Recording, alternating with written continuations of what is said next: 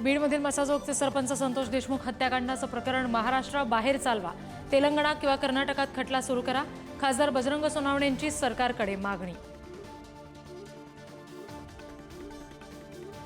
बीड प्रकरणामध्ये वाल्मिक कराडची आज सलग दुसऱ्या दिवशी होणार चौकशी, एसआयटी पथकाचे प्रमुख बसवराज तेली राहणार हजर।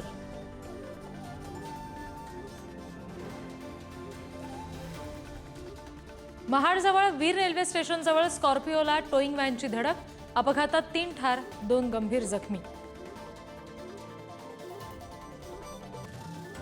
मुंबई सोलापूर वंदे भारत एक्सप्रेसवर अज्ञातांकडून दगडफेकीत C11 डब्याची काच फुटली, सुदैवानं कोणत्याही प्रवाशाला इजा नाही।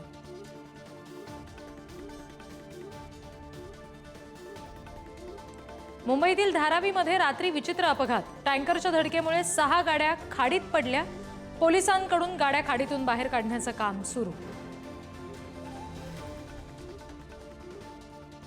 सामना मुखपत्रातून मुख्यमंत्री फडणवीसांचं कौतुक, गडचिरोलीला नवी ओळख देत असतील तर मुख्यमंत्र्यांच्या राजकीय इच्छाशक्तीचं स्वागत, सामनातून भाष्य।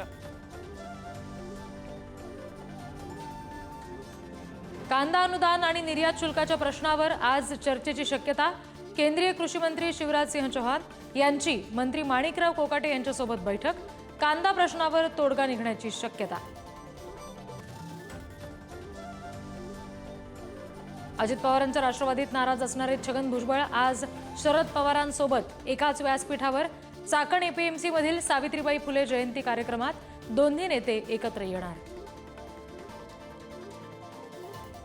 क्रांतिज्योती सावित्रीबाई फुले यांची आज 194वी जयंती, साताऱ्यातील जन्मगावी अभिवादन कार्यक्रमाचं आयोजन, मुख्यमंत्री फडणवीस राहणार उपस्थित, पुण्यातील फुलेवाड्यासह राज्यभरात कार्यक्रम।